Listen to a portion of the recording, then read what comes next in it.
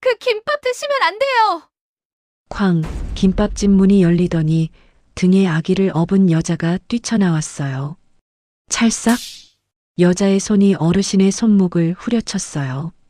입술에 닿기 직전이던 김밥이 튕겨나갔고 벤치 위에 나머지도 바닥으로 와르르 쏟아졌습니다.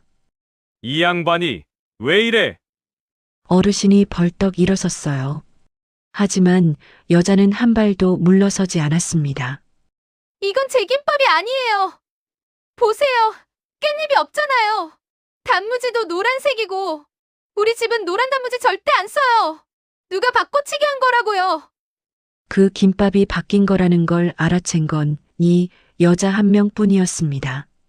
평범한 골목, 평범한 김밥 한 줄.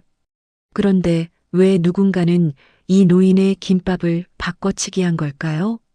서울 변두리, 오래된 골목 끝자락에 놓인 낡은 나무 벤치 위, 검은 비닐봉투에서 꺼낸 김밥 한 줄이 펼쳐져 있었고, 백발의 노신사가 그 김밥을 한 점 집어 입가로 가져가려는 참이었죠.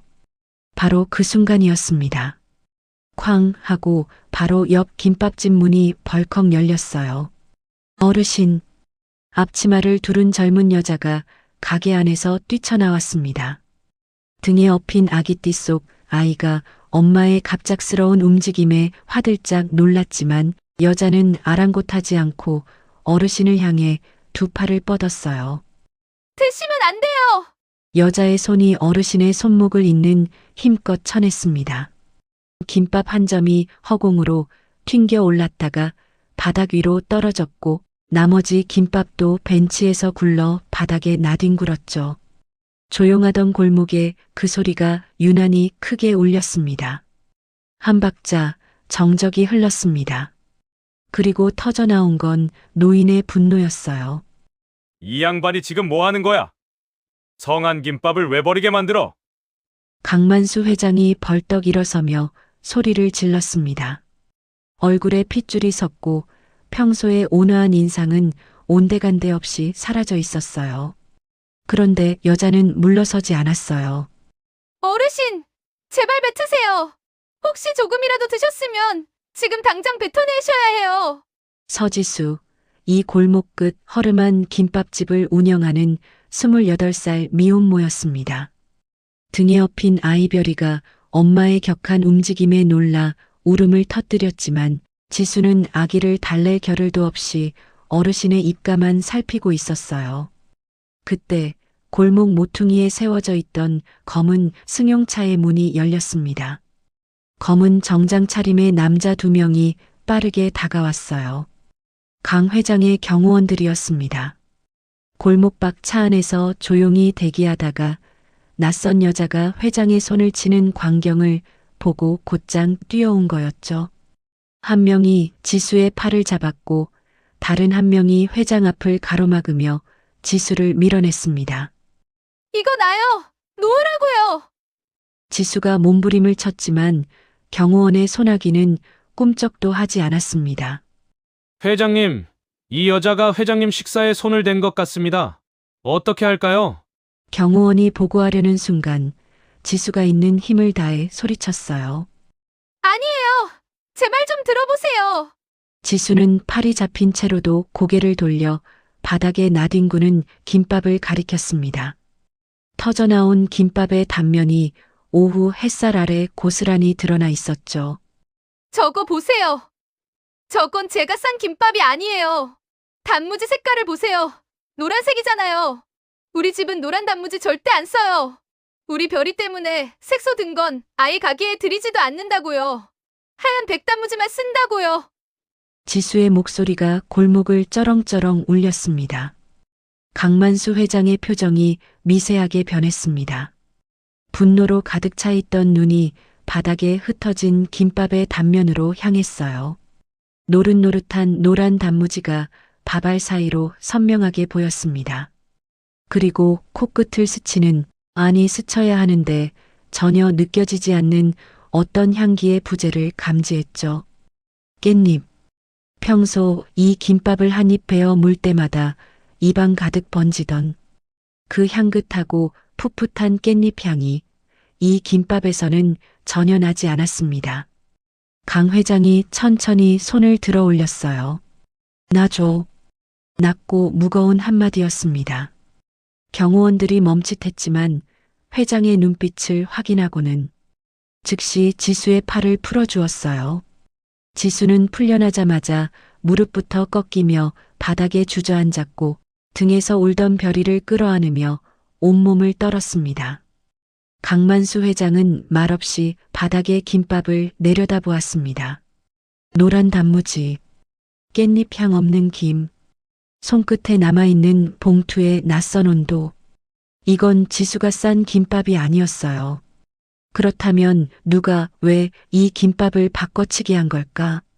깻잎 향이 나지 않는 김밥을 내려다보던 그 순간 강만수 회장의 눈동자가 멀어졌습니다.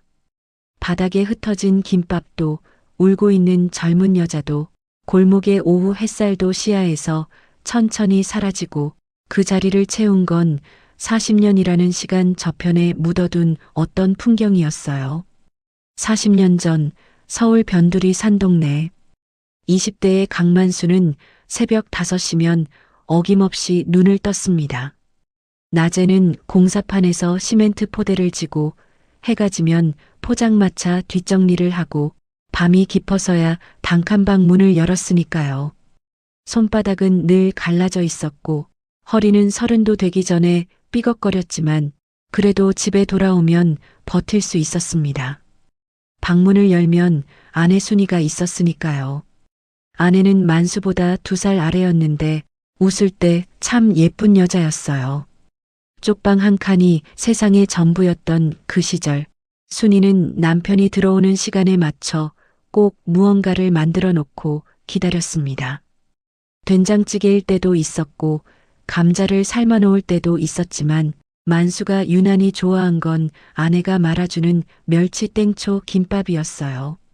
시장에서 떠리로 사온 멸치를 볶고 풋고추를 잘게 썰어 넣고 밥 위에 깻잎 한 장을 올린 다음 꼭꼭 눌러 마는 소박한 김밥. 대단한 재료가 들어간 것도 아니었는데 하나 입에 넣으면 깻잎의 향긋한 내음이 입안 가득 번지면서 하루의 고단함이 녹아내리는 기분이었죠. 시장 골목을 2바퀴나 돌아 가장 싱싱한 깻잎을 골라왔다며 한 장 한 장 물에 씻어 채반에 올려놓던 아내의 손끝. 갈라진 손등 위로 물방울이 맺혀 있었는데 만수는 그때 그 손을 잡아주지 못했어요. 고맙다는 말 한마디도 미안하다는 말 한마디도 하지 못했습니다. 내일 새벽 또 공사판에 나가야 한다는 생각에 김밥을 허겁지겁 먹고 쓰러지듯 잠들었으니까요. 그런 날들이 행복이었다는 걸 만수는 그게 전부 사라지고 나서야 알았습니다. 딸 수경이가 태어난 건 그의 가을이었어요. 세상에 나온 순간부터 울음소리가 유난히 작았던 아이. 병원에서는 심장에 구멍이 있다고 했습니다. 수술을 해야 한다고. 그런데 그 수술비가 만수에게는 평생을 모아도 닿을 수 없는 숫자였어요. 순이는 아이를 품에서 내려놓지 않았습니다. 밤새 수경이의 가슴에 귀를 대고 가느다란 숨소리가 이어지는지 확인하고 새벽에 아이가 보채면 젖을 물리다 그대로 벽에 기대어 쪽잠을 잤어요. 만수가 공사판에서 돌아오면 순이는 언제나 웃으며 말했죠. 오늘 수경이가 웃었어. 나보고 방긋 웃었다니까? 그런데 아내의 볼이 점점 깊게 패여가는 걸 만수는 못 본 척했습니다. 순이가 기침을 하다 숨이 넘어갈 것 같은 날도 밥을 한 숟갈도 못 넘기는 날이 늘어가도 병원에 가자는 말을 차마 꺼내지 못했어요. 병원비가 없었으니까요. 수경이 수술비도 만들지 못하는 형편에 아내까지 병원에 데려갈 돈이 어디 있겠습니까? 순이가 쓰러진 건 겨울이 한창이던 새벽이었습니다. 수경이에게 젖을 물리다 그대로 옆으로 넘어졌는데 만수가 아무리 흔들어도 눈을 뜨지 못했어요. 업고 뛰어간 병원에서 돌아온 대답은 이미 몸이 너무 쇠약해져서 손을 쓸 수 없다는 것이었습니다.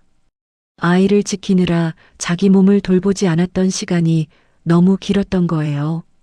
순이는 병원 침대에서 만수의 손을 잡았습니다. 한때 깻잎을 씻던 그 손은 뼈만 앙상하게 남아 있었고 목소리는 바람이 새는 것처럼 가늘었어요. 수경이 좀 잘 지켜줘. 부탁해, 여보. 만수는 고개를 끄덕였습니다. 끄덕이는 것 말고는 아무것도 할 수가 없었어요.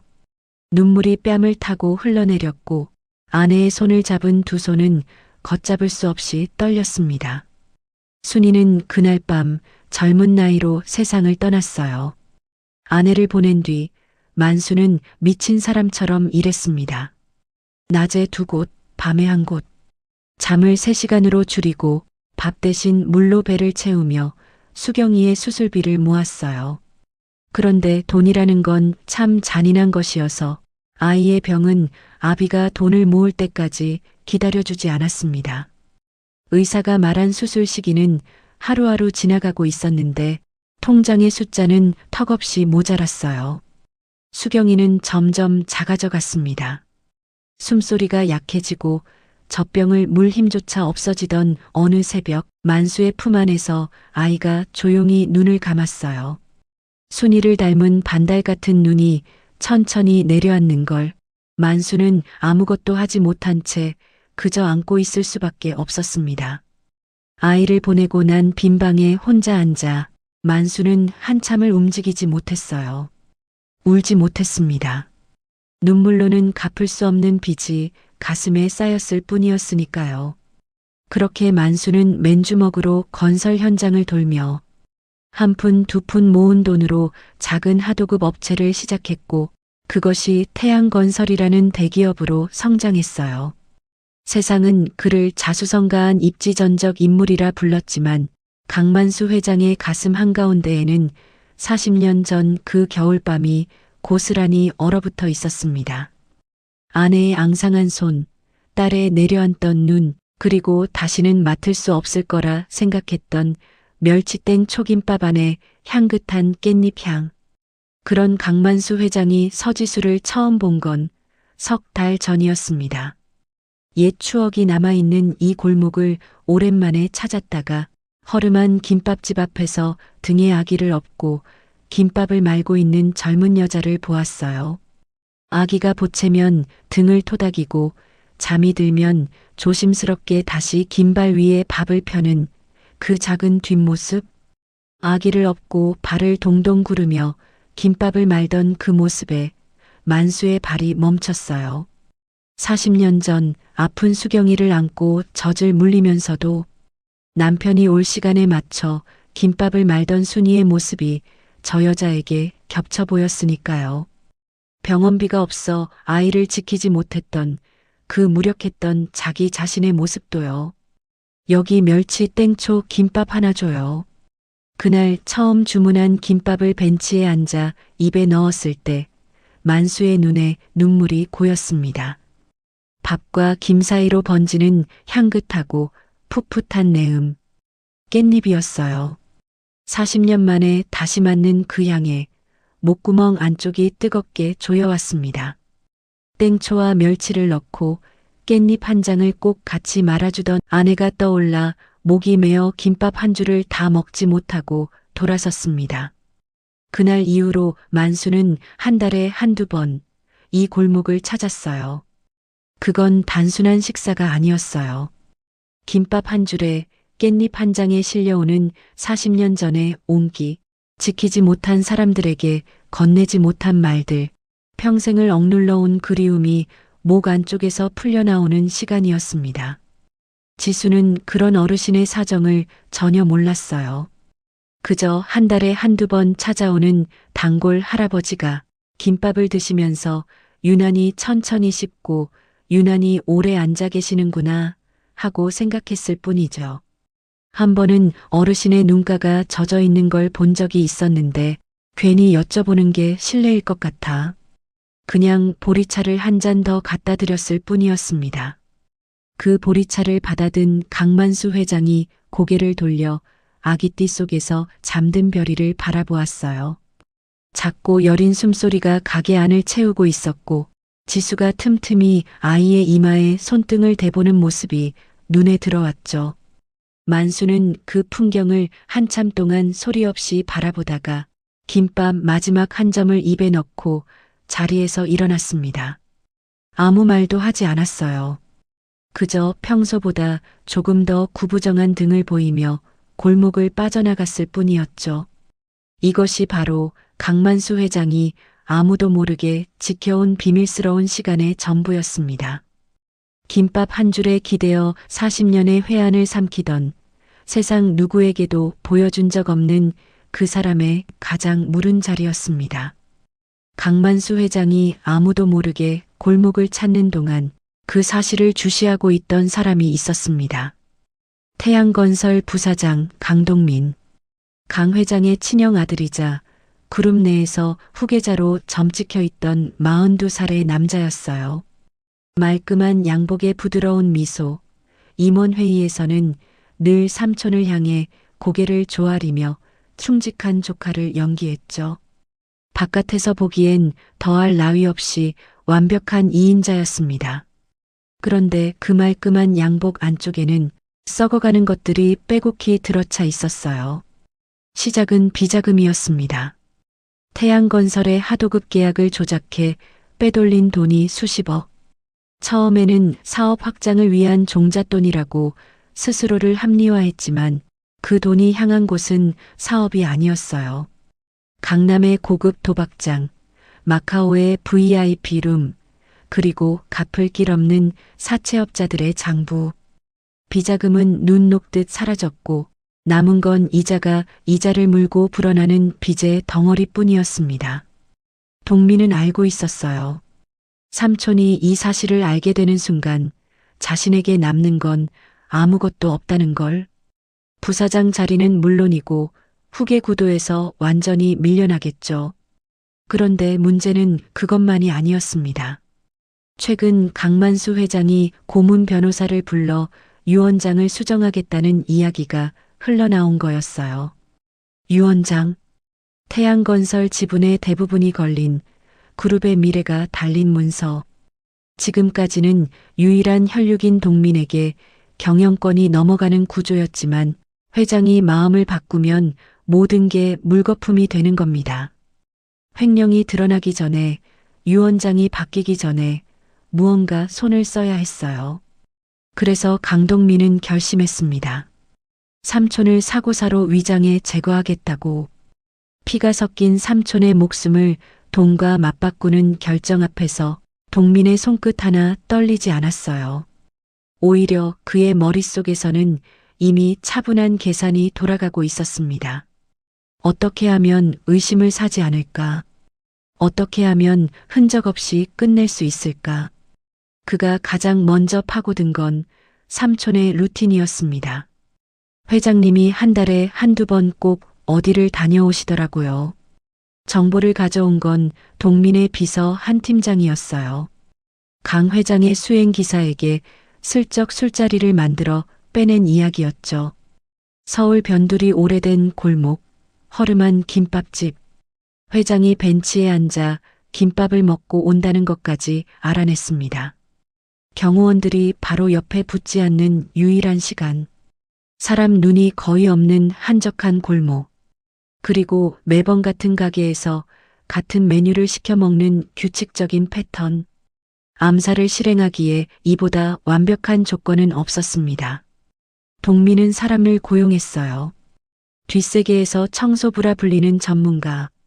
이름도 얼굴도 알려지지 않은 남자였는데 동민이 요구한 건 단 하나였습니다. 절대로 타살의 흔적이 남아서는 안 된다는 것. 킬러는 며칠에 걸쳐 그 골목을 답사했어요. 김밥집의 위치, 벤치와 가게 사이의 거리, 점심시간대 골목의 유동 인구, 주변 CCTV의 각도까지 꼼꼼하게 살폈습니다. 그리고 계획을 세웠죠. 지수의 김밥집 근처 큰 길 쪽에 있는 평범한 김밥 전문점에서 같은 메뉴인 멸치 땡초 김밥을 구입한 뒤 흔적이 남지 않는 특수 약물을 주입해 가짜 김밥을 준비하는 것. 이 약물은 체내에서 자연 분해되어 부검을 해도 검출이 어렵다고 알려진 것이었어요. 김밥을 먹다 갑자기 쓰러진 노인, 기저질환에 의한 심장마비. 그렇게 처리되도록 설계한 겁니다. 킬러는 자신이 준비한 김밥 봉투를 지수가게의 포장과 최대한 비슷하게 흉내냈어요. 같은 색 비닐봉투, 비슷한 크기의 은박 포장. 겉보기에는 그럴듯했습니다. 계획의 마지막 퍼즐은 타이밍이었습니다. 강 회장이 정확히 언제 그 골목을 찾는지, 언제 차에서 내리는지 실시간으로 알아야 했어요. 그 역할은 동민의 비서 한 팀장이 맡았습니다. 회장 수행 기사의 차량 출발 시간을 실시간으로 확인하고 회장이 본사를 나서는 순간 킬러에게 문자 한 통을 보내는 것. 단순하지만 치명적인 연락 체계였죠. 모든 준비가 끝났습니다. 강동민은 자신의 부사장실 창문 너머로 서울의 야경을 내려다보며 전화기를 귀에 댔어요. 수화기 너머로 킬러의 건조한 목소리가 흘러나왔습니다. 다음 방문일에 맞춰 실행합니다. 동민은 대답 대신 전화를 끊었어요. 창문에 비친 자신의 얼굴 위로 서울의 불빛이 겹쳐졌는데 그 눈에는 삼촌을 향한 미안함 같은 건 한 조각도 남아있지 않았습니다. 남아있는 건 오직 저 불빛들이 전부 자기 것이 될 거라는 계산뿐이었어요. 그리고 며칠 뒤 강만수 회장이 기사에게 조용히 말했습니다. 오늘 점심은 밖에서 먹겠다. 그 한마디가 본사 로비를 빠져나가기도 전에 한 팀장의 손가락은 이미 휴대폰 위를 움직이고 있었어요. 킬러에게 도착한 메시지는 단 4글자. 지금 출발. 조용한 골목 위로 보이지 않는 독이 다가오고 있었습니다. 지금 출발. 그 메시지를 받은 킬러가 골목 근처 편의점 앞에서 몸을 일으킨 시각, 지수의 김밥집 안은 이미 전쟁터나 다름없었습니다. 별이가 새벽부터 열이 올랐어요. 이마에 손을 대보면 뜨끈뜨끈한 게 분명 38도는 넘었을 텐데 병원에 데려갈 틈이 없었습니다. 점심 장사를 빼먹으면 이번 달 병원비 납부가 밀리면 별이의 정기 검진 예약이 취소되니까요. 지수는 아기띠에 별이를 꽁꽁 묶어 업고 해열제를 먹인 뒤 주방에 섰어요. 아이가 등 뒤에서 칭얼거릴 때마다 한 손으로 등을 토닥이고 다른 손으로 김밥을 말았습니다. 11시 반이 넘자 주문이 한꺼번에 밀려들었어요. 인근 공사 현장 인부들이 보낸 단체 주문 8줄, 포장 손님 셋, 거기에 가게 앉아석에 앉은 손님 둘까지. 혼자서 밥을 짓고 재료를 썰고 김밥을 말고 포장까지 해야 하는 지수의 손이 정신없이 움직였습니다. 앞치마에는 밥풀이 붙어 있었고 이마에서 흘러내린 땀이 턱 끝에 맺혔다가 도마 위로 뚝 떨어졌어요. 그때 가게 문이 열리며 익숙한 얼굴이 들어왔습니다. 강만수 회장이었어요. 어르신 오셨어요? 오늘도 멸치 땡초김밥 맞으시죠? 지수가 김밥을 마는 손을 멈추지 않은 채 반갑게 인사했습니다. 강 회장은 고개를 끄덕이며 카운터 한쪽에 조용히 섰어요. 별이가 등 뒤에서 또 한 번 크게 보챘고 지수가 몸을 흔들어 아이를 달래면서도 능숙하게 김발 위에 밥을 펴는 모습을 회장은 말없이 지켜보았습니다. 주문은 늘 멸치 땡초 김밥 한 줄. 바로 그 직후였습니다. 가게 문이 다시 열리더니 야구 모자를 깊숙이 눌러 쓴 남자가 안으로 들어왔어요. 30대 중반쯤으로 보이는 특별할 것 없는 외모의 남자. 점퍼 주머니에 양손을 넣은 채 카운터 앞으로 다가와 짧게 주문했습니다. 멸치 땡초 김밥 하나, 포장이요. 같은 메뉴였어요. 지수는 고개를 끄덕이며 대답했습니다. 네, 잠시만요. 앞에 주문이 좀 밀려 있어서 조금만 기다려주세요. 카운터 앞에 두 사람이 나란히 서게 되었죠. 불과 팔꿈치가 닿을 만한 거리에서 두 사람 사이의 공기는 전혀 다른 온도를 품고 있었어요. 하지만 지수는 그 차이를 느낄 겨를이 없었습니다. 왜냐하면 그 순간 가게 안이 완전히 뒤집어졌으니까요. 아까 단체 주문을 한 공사 현장 인부 중 한 명이 포장 봉투를 들고 다시 들어온 거였어요. 커다란 목소리가 좁은 가게 안을 꽉 채웠습니다. 아줌마, 우리 8줄 시켰는데 7줄밖에 없어. 돈은 8줄 치냈다고. 아, 잠깐만요. 제가 확인해 볼게요. 죄송합니다. 지수가 당황하며 카운터 쪽으로 몸을 돌렸는데 인부가 봉투째 카운터 위에 탁 올려놓으며 목소리를 높였어요. 확인은 무슨, 분명히 모자라. 사장님 혼자 하니까 이런 실수가 나는 거 아니야? 하나 더 싸주든지 돈을 돌려주든지 해. 죄송합니다. 지금 바로 하나 더 말아드릴게요. 지수의 목소리가 떨렸습니다. 밀린 주문, 보채는 아기, 화난 손님까지 한꺼번에 몰려오니 머릿속이 하얗게 되는 기분이었어요.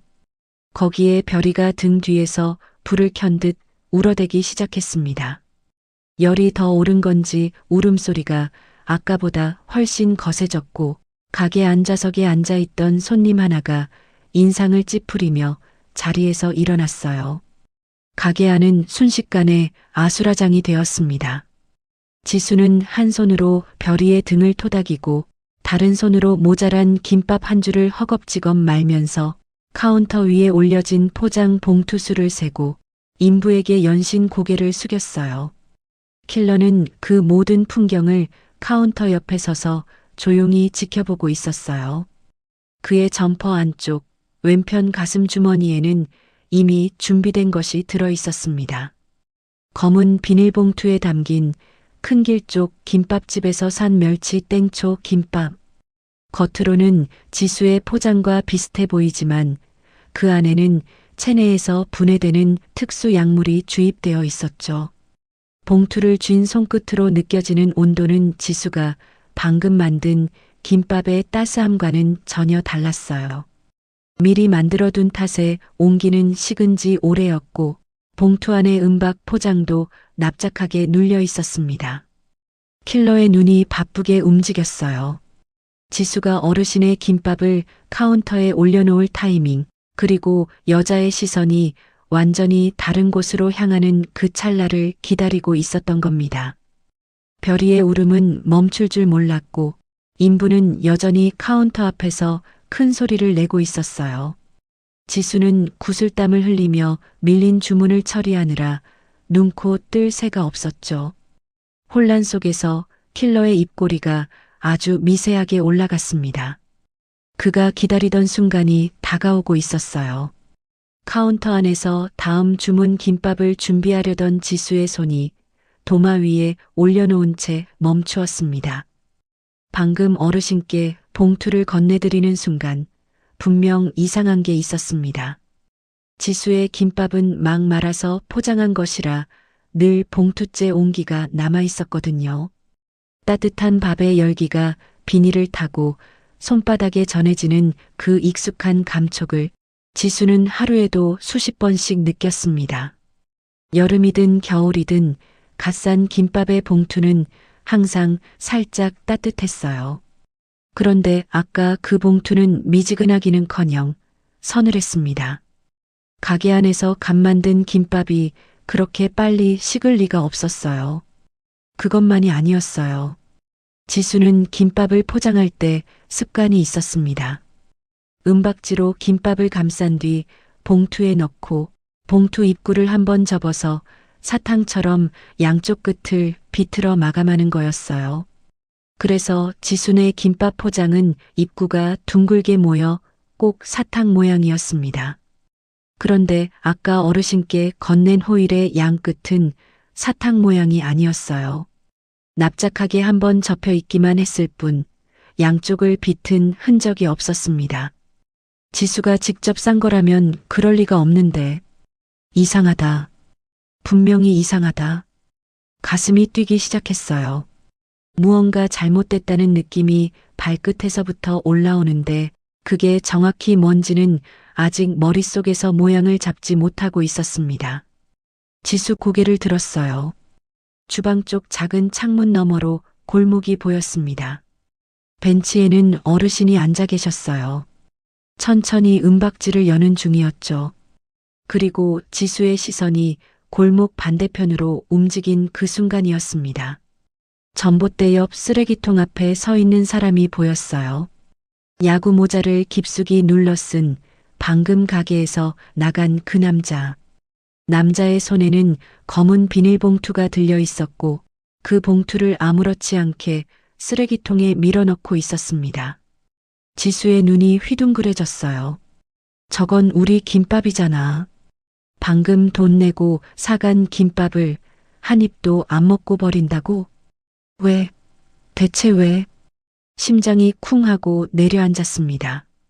서늘했던 봉투의 감촉, 사탕 모양이 아니었던 마감, 그리고 방금 산 김밥을 멀쩡히 버리는 남자의 뒷모습.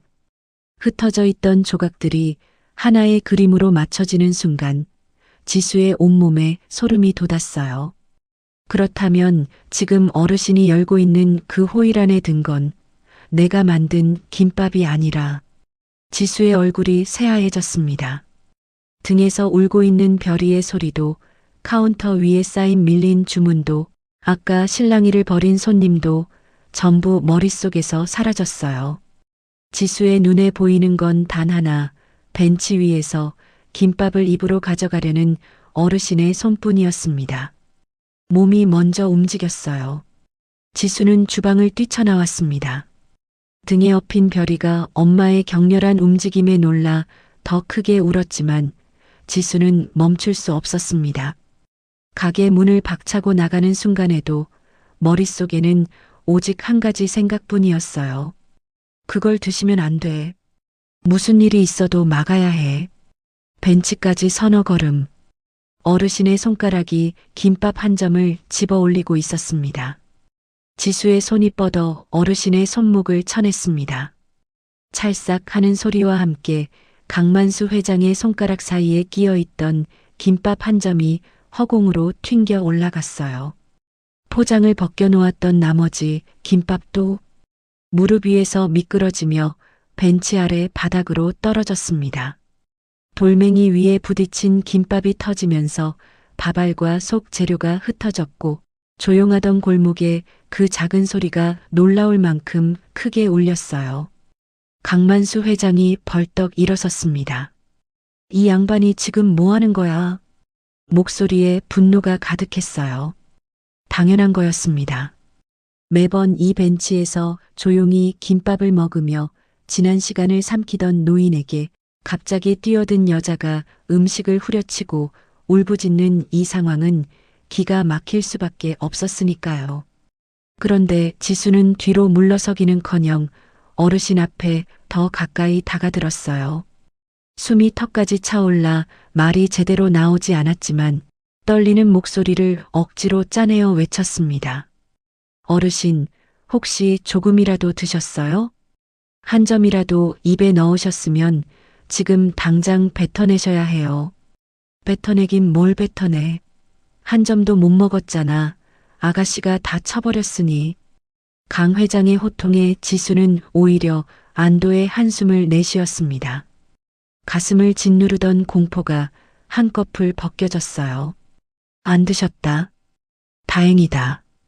그 생각이 머릿속을 채우자 무릎에서 힘이 빠지며 다리가 후들거렸습니다. 그때 골목 끝 검은 승용차에서 경호원 2명이 달려왔어요. 낯선 여자가 회장의 손을 후려친 광경을 차 안에서 본 거였죠. 한 명이 지수의 팔을 잡았고 다른 한 명이 강 회장 앞을 가로막았습니다. 회장님, 괜찮으십니까? 나요. 제발 제 말 좀 들어보세요. 지수는 팔이 잡힌 채로도 몸부림을 멈추지 않았어요. 등에 업힌 별이가 겁에 질린 듯 울었고 벗겨진 슬리퍼 한 짝이 가게 앞에 나뒹굴고 있었습니다. 초라한 모습이었지만 지수의 눈만큼은 간절함으로 타오르고 있었어요. 지수는 흩어진 김밥을 가리켰습니다.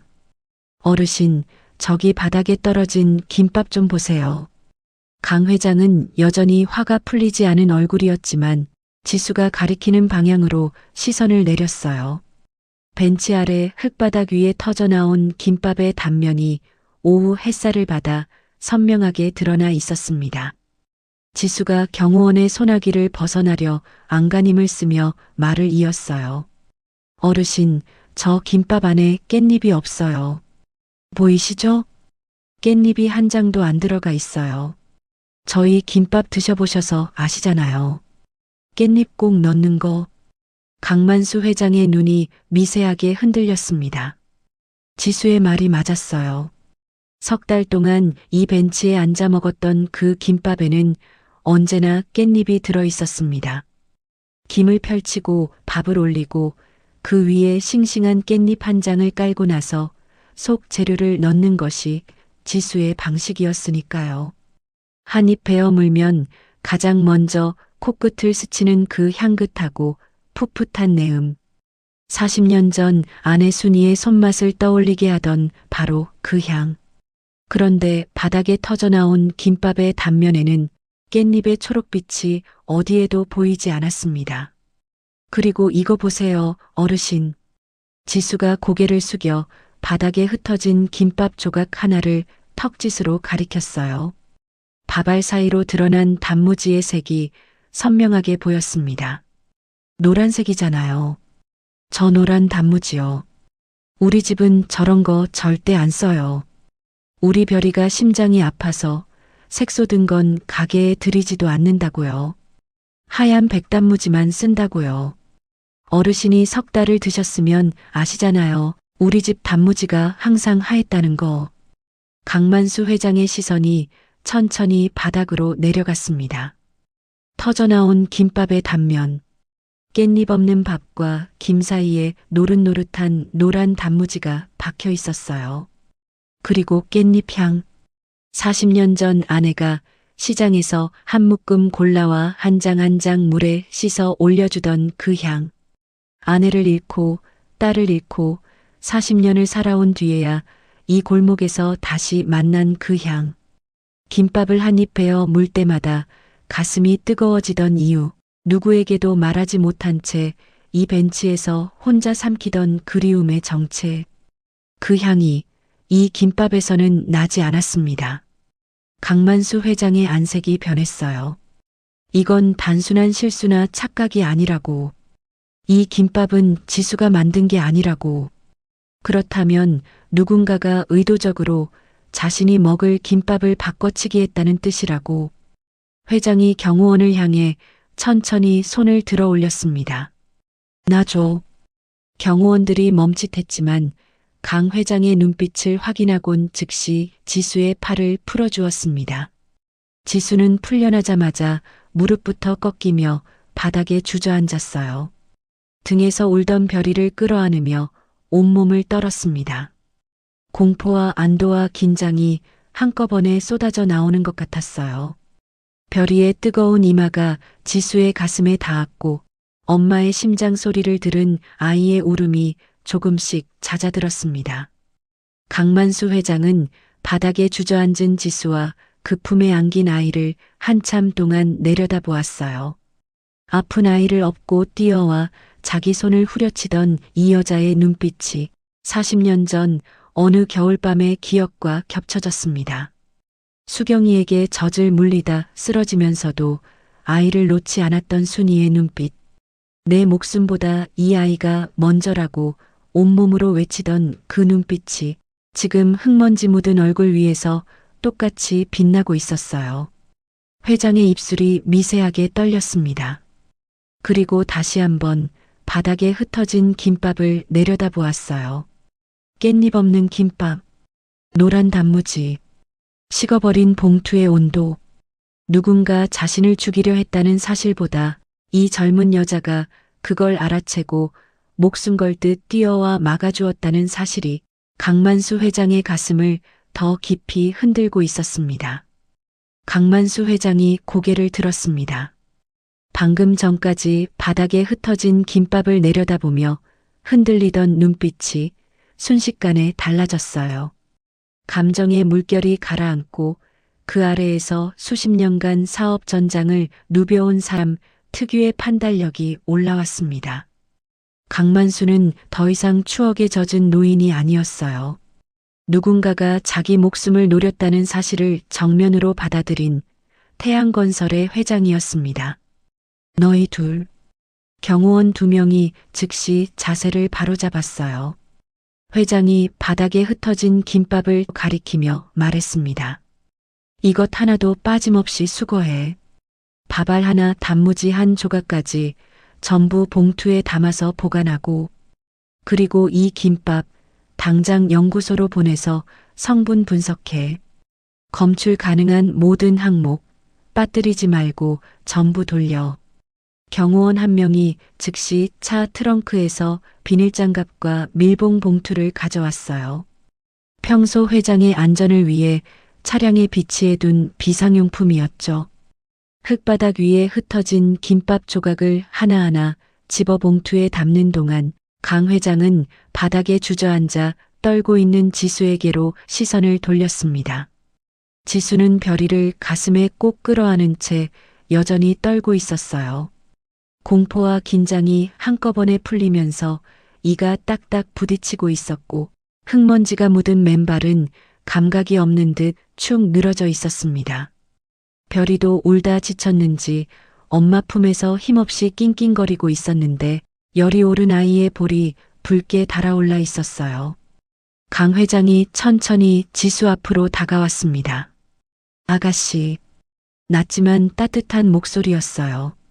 아까 호통을 치던 그 사람과 같은 사람이라고는 믿기 어려울 만큼 말투가 완전히 달라져 있었습니다. 고마워요. 그리고 미안해. 아까 소리 질러서. 지수가 고개를 들었어요. 어르신, 저 아까 그 남자가요.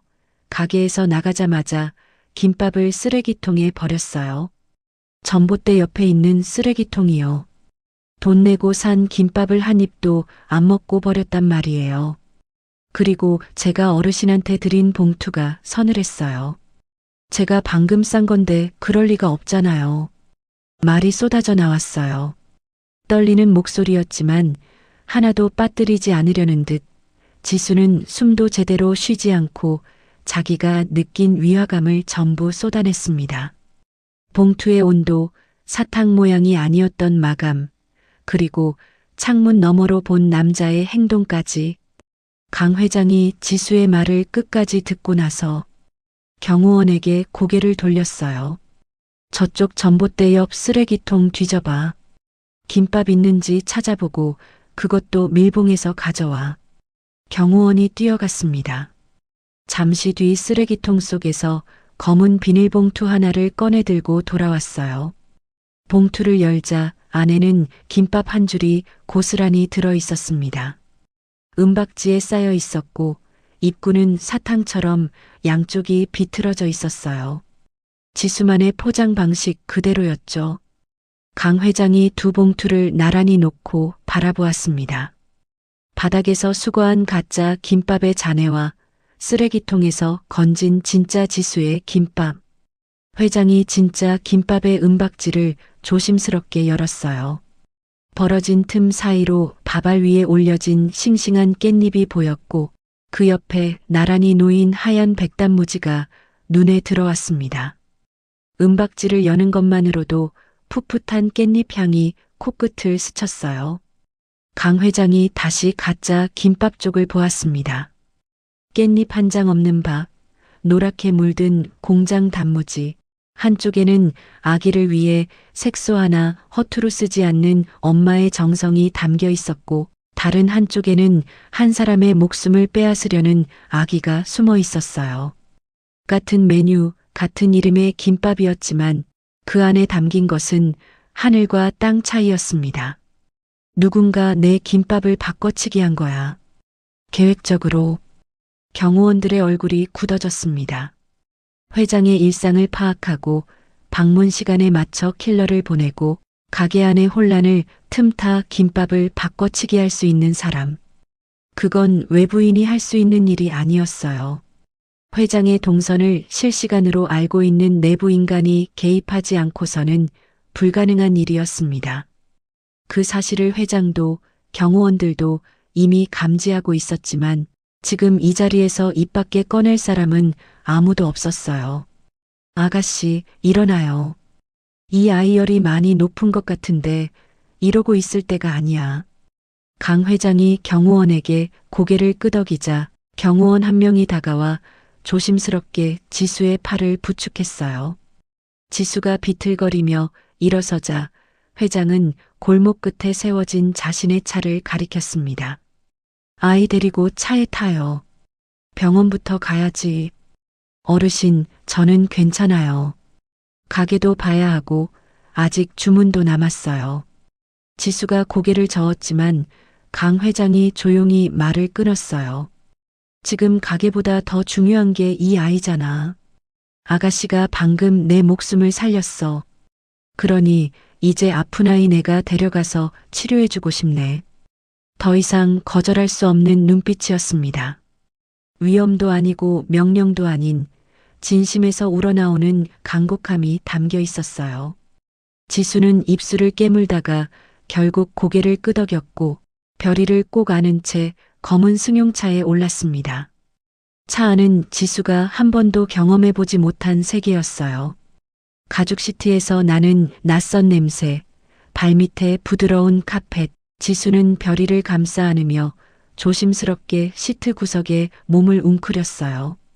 별이의 이마에 손등을 대보니 여전히 뜨거웠습니다. 강만수 회장은 지수 옆에 앉지 않았어요. 조수석에 올라 경호원에게 지시를 내렸습니다. 아이 데리고 우리 병원 응급실로 가. 그리고 뒤를 돌아보며 지수에게 말했어요. 가게 걱정은 하지 말아요. 사람 보내서 정리해 놓을 테니까. 지수의 눈에 다시 눈물이 차올랐습니다. 고맙다는 말이 목까지 올라왔는데 소리가 나오질 않았어요. 대신 두 손으로 별이를 더 꼭 끌어안으며 고개를 깊이 숙였습니다. 차가 골목을 빠져나갔어요. 뒤에 남은 건 어지러운 벤치 위의 흔적과 밀봉된 봉투 2개를 들고 서 있는 경호원뿐이었습니다. 연구소의 분석 결과가 나온 건 이틀 뒤였습니다. 강만수 회장의 예감은 틀리지 않았어요. 가짜 김밥에서 검출된 것은 체내에서 빠르게 분해되는 특수약물, 미량이라도 심장에 치명적인 부하를 일으켜 자연사로 위장할 수 있는 종류의 독이었습니다. 보고서를 받아든 회장은 한참 동안 아무 말이 없었어요. 종이를 쥔 손끝이 하얗게 질려 있었지만 얼굴에는 아무런 감정도 드러나지 않았습니다. 누군가 자기를 죽이려 했다는 건 이미 직감하고 있었어요. 문제는 그 누군가가 누구냐는 것이었습니다. 강 회장은 경호팀에게 한 가지를 지시했어요. 김밥집 주변의 CCTV를 전부 확보하라고. 가게 안에는 카메라가 없었지만 골목 입구의 방범 카메라, 맞은편 세탁소의 외부 카메라, 그리고 큰 길 쪽 편의점의 실외 카메라까지. 경호팀은 관할 경찰과 건물주를 통해 사흘치 녹화 영상을 확보했습니다.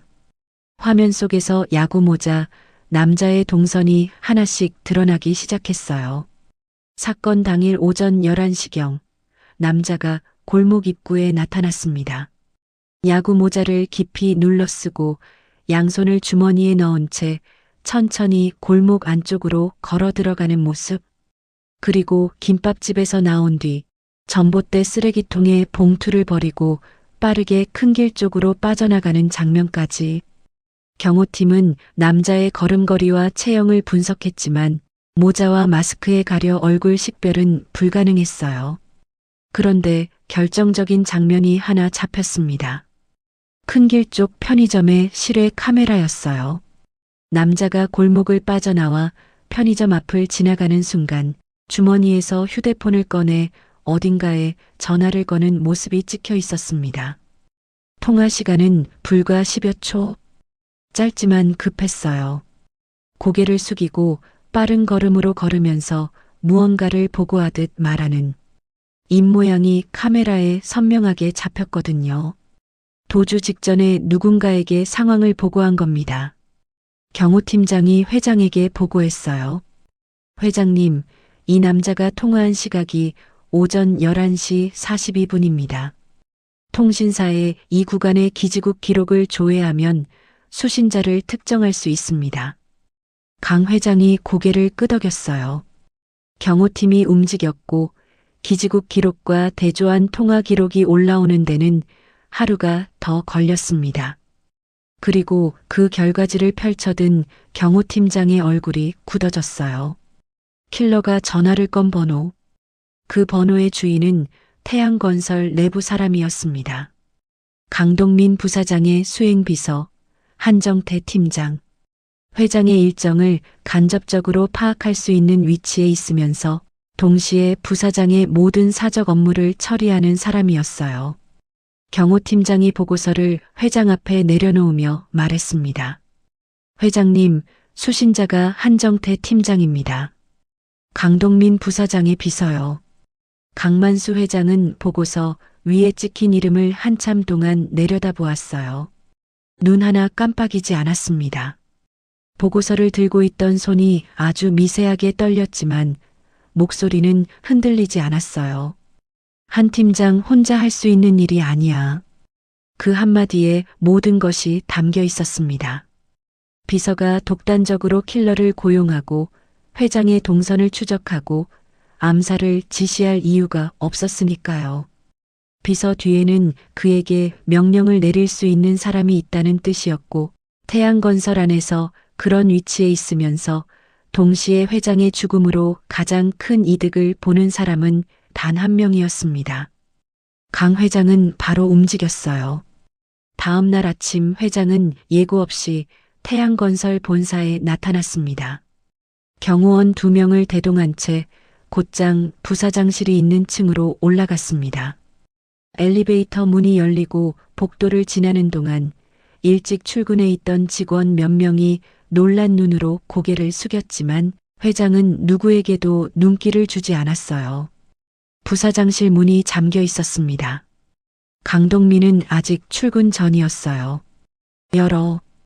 회장이 먼저 안으로 들어섰어요. 넓은 부사장실은 말끔하게 정돈되어 있었습니다.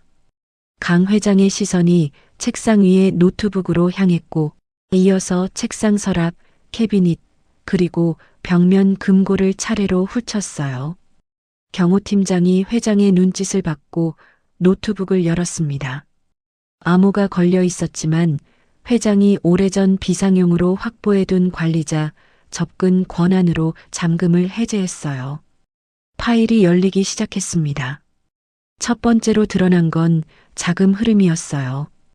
강동민의 개인 계좌에서 정체불명의 법인 계좌로 이체된 거액의 금액들, 돈의 액수도 일반적인 업무 비용으로는 설명할 수 없는 규모였어요.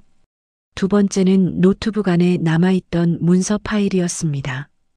암호화되어 있었지만 경호팀의 보안 전문가가 복호화에 성공했어요.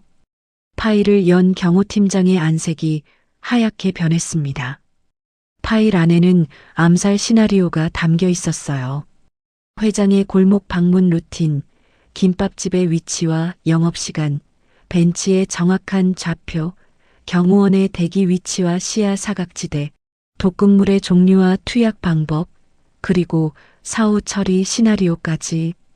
기저질환에 의한 심장마비로 처리라는 문장 옆에 빨간 밑줄까지 그어져 있었습니다. 강만수 회장은 그 파일을 모니터 위에서 한 줄 한 줄 읽어 내려갔어요. 읽는 내내 표정이 변하지 않았습니다. 분노도 슬픔도 배신감도 얼굴 위로 올라오지 않았어요. 다만 모니터를 응시하는 두 눈이 점점 깊어졌고 입가에 가느다란 주름이 하나 더 새겨지는 것 같았습니다. 모든 파일을 확인한 회장이 경호팀장에게 말했어요. 동민이 출근하면 여기로 올려보내. 경호팀장이 고개를 숙이고 나갔습니다. 1시간 뒤 강동민이 부사장실 문을 열었어요. 문을 열자마자 삼촌이 자기 자리에 앉아 있는 광경과 마주쳤습니다. 노트북이 열려 있었고 화면에 떠 있는 것이 무엇인지 한눈에 알아볼 수 있었어요. 강동민의 발이 문턱 위에서 얼어붙었습니다. 삼촌, 이 이른 아침에 어떻게... 앉아라. 강 회장의 목소리는 놀라울 만큼 조용했어요. 소리를 지르지도 탁자를 내리치지도 않았습니다. 오히려 그 고요함이 방 안의 공기를 짓눌러 동민은 숨을 쉬는 것조차 힘들어 보였어요. 다리가 풀린 듯 비틀거리며 소파에 주저앉았습니다. 강만수 회장이 의자에서 천천히 일어났어요. 모니터를 한번 가리킨 뒤 책상 위에 펼쳐놓은 계좌, 이체 내역서와 통화 기록, 그리고 CCTV 캡처 사진을 차례로 짚었습니다. 동민의 얼굴에서 핏기가 한 톨씩 빠져나가고 있었어요. 회장이 조카의 앞에 섰습니다. 내려다보는 눈에는 분노보다 더 깊은 것, 차마 이름 붙이기 어려운 감정이 고여 있었어요. 친형의 아들, 부모를 일찍 잃고 자기 손으로 키워온 조카, 자식이 없는 자신에게 유일한 혈육이라고 생각했던 사람이 바로 그 혈육의 목숨에 값을 매긴 겁니다. 강만수 회장이 입을 열었어요. 동민아, 네가 내 목숨과 맞바꾸려 한 게 고작 이 종이 조각들이었냐? 목소리가 떨리지 않았습니다. 오히려 너무 담담해서 등골이 서늘해지는 한마디였어요. 동민의 입이 벌어졌다 닫혔습니다. 변명이 목 안에서 맴돌았지만 입 밖으로 나오지 못했어요. 삼촌의 눈을 마주보지 못하고 시선이 바닥으로 떨어졌습니다. 강 회장이 한 발 더 다가섰어요. 내가 너를 어떻게 키웠는지, 내가 네 아버지 대신 뭘 해줬는지 그걸 몰라서 이런 짓을 한 건 아닐 테고 다 알면서 한 거지. 동민의 어깨가 움츠러들었습니다. 머리를 숙인 채 입술만 파르르 떨었지만 반박할 말이 나오지 않았어요. 모니터 위의 파일과 책상 위의 증거들이 어떤 변명도 허락하지 않았으니까요. 강만수 회장이 마지막으로 말했습니다. 오늘부로 네 부사장 직위는 해임이다. 보유 지분 전량은 그룹에 반환하고 한정태는 즉시 해고해. 형사 고발은 내가 시점을 정한다. 내 혈육이었다는 것 하나만으로 지금 당장 경찰에 넘기지 않는 거야. 그게 내가 네 아버지한테 지킬 수 있는 마지막 도리다. 동민이 소파에서 미끄러지듯 무릎을 꿇었어요. 뭔가를 말하려 입을 열었지만 강 회장은 이미 몸을 돌린 뒤였습니다. 부사장실 문이 닫히는 소리가 울렸고 넓은 방 안에 강동민 혼자 남았어요.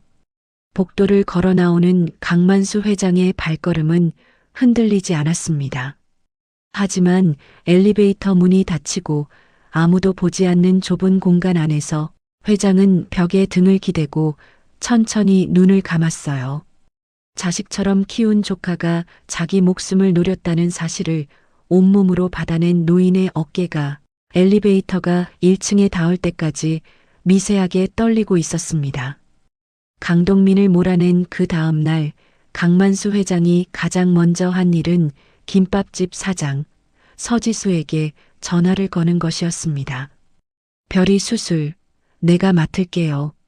전화기 너머로 지수의 숨소리가 멈추었어요. 뭐라 대답해야 할지 모르겠다는 듯 한참 동안 아무 소리도 들리지 않았습니다. 사실 강 회장은 이미 알고 있었어요. 사건 당일 별이를 데리고 병원에 갔을 때 소아과 과장에게서 들은 이야기. 선천적 심실 중격결손, 심장벽에 구멍이 있어 지금 시기를 넘기면 수술이 어려워진다는 진단. 수술비는 지수가 김밥을 만주씩 말아서는 평생을 모아도 닿기 어려운 숫자였습니다. 40년 전과 같은 이야기였어요. 심장에 구멍이 있는 아이 수술 시기를 놓치면 안 된다는 의사의 말, 그리고 그 돈을 마련할 수 없는 부모의 무력함. 수경이 때와 똑같은 운명이 별이 위에도 내려앉아 있었던 겁니다. 40년이 흘러도 세상은 달라지지 않았어요. 다만 한 가지, 그때와 다른 것이 있다면 지금의 강만수에게는 그 숫자를 감당할 수 있는 힘이 있다는 것이었죠. 어르신, 그건 안 돼요. 그렇게까지 해주실 이유가 없잖아요. 한참 만에 돌아온 지수의 목소리는 울먹이면서도 단호했습니다. 이 젊은 여자는 누군가의 동정이나 시혜를 받는 일에 익숙하지 않았어요. 혼자 아이를 낳고, 혼자 가게를 열고, 혼자 병원비를 벌어온 사람이니까요. 받아들이기엔 그 은혜가 너무 컸고, 갚을 방법이 보이지 않았습니다. 이유가 없는 게 아니야. 강 회장의 목소리가 전화기 너머로 조용히 흘렀어요. 아가씨가 내 목숨을 살려줬잖아. 그런데 나는 아가씨한테 아직 김밥값도 제대로 못 치렀어. 이건 보은이야. 갚아야 할 빚을 갚겠다는 거요. 보은이라는 말에 지수가 더 이상 거절하지 못했습니다. 그 말 한마디에 담긴 진심의 무게를 느꼈기 때문이었어요. 수술은 일주일 뒤로 잡혔습니다. 강 회장이 직접 나서서 서울에서 손꼽히는 소아심장외과 전문의를 섭외했어요. 수술팀 구성부터 마취과 중환자실 배정까지 회장이 하나하나 확인했습니다. 비서에게 맡기지 않았어요. 서류 한 장, 전화 한 통까지 본인이 직접 챙겼습니다. 경호원이 왜 이렇게까지 하시냐고 조심스럽게 물었을 때 강 회장은 아무 대답 없이 창밖만 바라보았어요. 그 눈에 어떤 풍경이 비치고 있는지는 이제 우리 모두가 알고 있었죠. 수술 당일 아침 병원 로비에서 지수를 만난 강만수 회장은 아무 말도 하지 않았습니다. 지수의 품에 안긴 별이를 한참 내려다보기만 했어요. 3살배기 아이는 낯선 병원 냄새에 엄마 목을 꼭 감싸 안고 있었는데 그 작은 손가락이 지수의 옷깃을 쥐고 놓지 않는 모습이 회장의 눈에 오래도록 머물렀습니다. 별이가 수술실로 들어갔어요. 간호사가 아이를 받아 안아 이동 침대에 눕히는 순간 지수의 다리에 힘이 빠졌습니다. 수술실 문이 닫히고 빨간 불이 켜지자 지수는 복도 의자에 주저앉아 두 손을 모으고 고개를 숙였어요. 기도를 하는 건지 울고 있는 건지 어깨만 가늘게 떨릴 뿐 소리는 나지 않았습니다. 강만수 회장은 지수에게서 2걸음 떨어진 의자에 앉았어요. 나란히 앉아 수술실의 빨간 불을 바라보는 두 사람. 넓은 복도에 다른 사람은 아무도 없었습니다. 소독약 냄새가 공기 속에 희미하게 떠돌았고 어디선가 시계 초침이 째깍째깍 돌아가는 소리만 규칙적으로 울렸어요. 그 소리를 듣고 있자니 강만수 회장의 눈앞에 40년 전의 병원이 겹쳐왔습니다. 그때도 이런 복도였어요. 소독약 냄새가 났고 형광등이 지직거렸고 자기 혼자 의자에 앉아 있었습니다. 다른 건 아무것도 다르지 않았어요. 다만 그때는 수술실 문이 열리지 않았습니다. 수술을 받을 돈이 없었으니까요. 병원 복도 끝에 앉아 주먹을 쥔 채 아무것도 할 수 없었던 자신이 수십 년이 지난 이 복도 위에 유령처럼 앉아 있는 것 같았어요. 그런데 오늘은 달랐습니다. 오늘은 수술실 문이 열려 있었어요. 안에서는 최고의 의료진이 아이의 심장을 고치고 있었습니다. 40년 전에 만수가 할 수 없었던 일이 지금 이 순간 이루어지고 있었어요. 강만수 회장의 눈가에 눈물이 맺혔습니다. 수경아, 아빠가 그때 이만큼만 있었어도 너를 살릴 수 있었을 텐데. 입 밖으로 나오지 않은 말이었어요. 목 안에서 맴돌기만 하다 삼켜진 말. 하지만 회장의 볼을 타고 흘러내린 눈물 한 줄기가 그 말을 대신하고 있었습니다. 주름 깊은 볼 위를 천천히 흘러내린 눈물이 턱 끝에 맺혔다가 소리 없이 무릎 위로 떨어졌어요. 지수가 고개를 들어 옆을 보았습니다. 어르신이 울고 계셨어요. 소리 없이 아무에게도 들키지 않으려는 듯 고개를 돌린 채 한 손으로 눈가를 훔치고 계셨습니다. 지수는 왜 어르신이 우시는지 정확히는 알지 못했어요.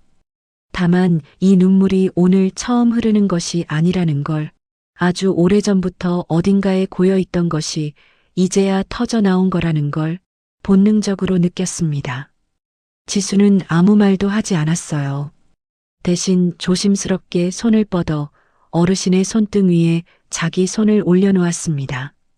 김밥을 말던 거친 손, 아기를 업고 뛰던 작은 손이 회장의 크고 마른 손등 위에 가만히 얹혔어요. 강만수 회장이 고개를 돌려 그 손을 내려다보았습니다. 그리고 다른 손으로 지수의 손을 덮었어요. 아무 말도 없었습니다. 두 사람의 손이 포개진 채 수술실의 빨간 불만 조용히 바라보고 있었어요. 4시간이 흘렀습니다. 수술실 문 위에 빨간 불이 꺼졌어요. 문이 열리고 수술복을 입은 의사가 마스크를 내리며 걸어 나왔습니다. 보호자분, 수술 잘 끝났습니다. 심실 결손 부위 봉합 성공적으로 마쳤고 활력 징후 안정적입니다. 지수의 입에서 소리가 나오지 않았어요. 두 손으로 입을 틀어막은 채 그 자리에 주저앉았습니다. 복도에 주저앉아 울음을 쏟아내는 지수의 어깨가 세차게 흔들렸어요. 지금까지 참아왔던 모든 것, 혼자 별이를 키워온 세월의 무게, 수술비 앞에서 느꼈던 절망, 그리고 아이가 살았다는 안도까지 한꺼번에 쏟아져 나오는 것 같았습니다. 강만수 회장은 의사에게 고개를 숙여 인사한 뒤 천천히 지수 곁으로 다가갔어요. 바닥에 주저앉은 젊은 엄마 옆에 나란히 섰습니다. 그리고 아무 말 없이 지수의 어깨 위에 손을 올려놓았어요. 지수의 울음이 한참 뒤에야 잦아들었습니다. 별이가 중환자실에서 일반 병실로 옮겨진 건 이틀 뒤였어요. 작은 침대 위에 누운 아이의 가슴에는 수술 자국이 남아 있었지만 볼에는 전에 없던 혈색이 돌아와 있었습니다. 숨소리도 달라졌어요. 전에는 가느다랗게 새어나오던 숨이 이제는 작지만 고르고 힘있게 이어지고 있었습니다. 지수가 아이의 가슴에 귀를 대보았을 때 두근두근 하는 심장 소리가 또렷하게 들렸어요. 그 소리에 지수의 눈물이 또 한 번 쏟아졌지만 이번에는 웃으면서 흘린 눈물이었습니다. 강만수 회장이 병실 문을 열고 들어온 건 그날 저녁이었어요. 한 손에 비닐봉투를 들고 있었습니다. 봉투에서 나는 익숙한 냄새에 지수가 고개를 돌렸어요. 어르신, 그게 뭐예요? 멸치 땡초 김밥, 아가씨네 집에서만 사 먹었는데 지금은 못 사 먹으니 요 앞 김밥집에 깻잎 싸들고 가서 싸달라고 부탁 좀 했지. 지수는 김밥을 한 점 집어 입에 넣었습니다. 깻잎 향이 입안에 번졌어요. 강만수 회장도 김밥 한 점을 집어들었어요. 나란히 병실 침대 옆에 앉아 잠든 별이의 고른 숨소리를 들으며 김밥을 먹었습니다. 한참을 말없이 씹다가 회장이 먼저 입을 열었어요. 나한테 아내가 있었어. 오래전에. 지수의 손이 멈추었습니다. 가난해서 아무것도 해줄 수 없었는데 그 사람은 나한테 늘 김밥을 말아줬어. 깻잎을 꼭 넣어서. 내가 깻잎 들어간 멸치땡 초김밥을 너무 맛있게 먹으니까 꼭 깻잎을 넣어서 말아줬어. 회장의 목소리가 잔잔했습니다. 누군가에게 처음 들려주는 이야기라는 게 느껴졌어요. 그 사람이 아파서 쓰러졌을 때 나는 병원비가 없었어. 아무것도 해줄 수가 없었지. 그리고 딸아이도 심장이 아팠는데 수술비를 마련하지 못해서 결국 그 작은 게 내 품 안에서 눈을 감았어. 지수의 눈이 커졌습니다. 별이와 같은 병이었다는 걸 그제야 알았어요. 지수의 입술이 파르르 떨렸지만 아무 말도 끼어들지 않았습니다. 그 뒤로 40년을 살았는데 단 한 번도 그때 일을 잊은 적이 없어. 돈은 벌었지만 그 돈이 아무 소용없다는 걸 매일 느끼면서 살았지. 그러다 3달 전에 아가씨네 김밥을 먹었는데 회장이 잠시 말을 멈추었어요. 목 안쪽이 뜨거워지는 걸 삼키려는 듯 턱에 힘을 주었습니다. 그때 그 김밥 맛이 나더라고. 40년 만에. 그 순간 그 사람이 옆에 앉아 있는 것 같았어. 지수의 눈에서 눈물이 흘러내렸어요. 소리 없이 볼을 타고 턱 끝으로 조용히 흘러내렸습니다. 이 어르신이 왜 한 달에 한두 번씩 그 벤치에 앉아 김밥을 그렇게 천천히 드셨는지, 왜 가끔 눈가가 젖어 있었는지, 이제야 전부 이해가 되었어요. 강만수 회장이 잠든 별이를 바라보았습니다. 이불 밖으로 나온 아이의 작은 손이 꼼지락거리고 있었어요. 수술 전에는 차갑기만 하던 손끝에 이제 온기가 돌아와 있었습니다. 그때 내 아내와 딸에겐 못해줬던 것들이 있어. 이제 아가씨와 이 아이에게 다 해주고 싶네. 회장이 별이의 작은 손을 조심스럽게 감싸쥐었어요. 아가씨의 깻잎 향나는 김밥이 나를 살렸어. 목숨만 살린 게 아니야. 40년 동안 얼어붙어 있던 것을 녹여줬어. 지수는 대답 대신 고개를 깊이 숙였습니다. 목까지 올라온 울음을 삼키느라 어깨가 떨렸지만 입 밖으로 나온 건 울음이 아니라 한마디였어요. 어르신, 저희 별이 할아버지 해주실래요? 강만수 회장의 주름 깊은 얼굴 위로 오랜만에 진짜 웃음이 번졌어요. 눈가에 눈물이 살짝 맺혀 있었지만 눈은 분명히 웃고 있었습니다. 나 같은 늙은이가 괜찮겠어? 괜찮다 뿐이겠어요. 별이가 가족이 저밖에 없었는데 할아버지 생겼다고 얼마나 좋아할지 몰라요. 침대 위에서 잠들어 있던 별이가 그 순간 작게 뒤척였어요. 이불 밖으로 나온 손이 허공을 더듬더니 강만수 회장의 손가락을 꼭 쥐었습니다. 잠결에 움켜진 것이었지만 그 작은 소나기의 힘이 놀라울 만큼 단단했어요. 회장의 눈에서 눈물이 흘렀습니다. 이번에는 숨기지 않았어요. 40년 전 자기 품에서 눈을 감던 수경이의 손이 마지막으로 쥐었던 것도 아비의 손가락이었습니다. 그때 그 손은 점점 힘이 빠지며 풀려나갔지만 지금 이 손은 살아 있었어요. 따뜻하고 작고 힘차게 살아서 자기 손가락을 잡고 있었습니다. 지수가 울고 회장이 울고 그 사이에서 별이만 세상 모르게 잠들어 있었어요. 병실 창문으로 저녁 노을이 스며들고 있었습니다. 붉은 빛이 세 사람의 얼굴 위를 따뜻하게 물들이고 있었고 침대 옆 작은 탁자 위에는 먹다 남은 김밥이 놓여 있었어요. 울퉁불퉁한 모양의 깻잎 향이 나는 세상에서 가장 서툴고 가장 따뜻한 김밥. 피를 나누지 않아도 함께 울고 함께 밥을 나눌 수 있다면 그것이 바로 식구라는 걸. 이 세 사람은 그날 저녁 소리 없이 알게 되었습니다. 오늘의 사연 들어주셔서 감사합니다.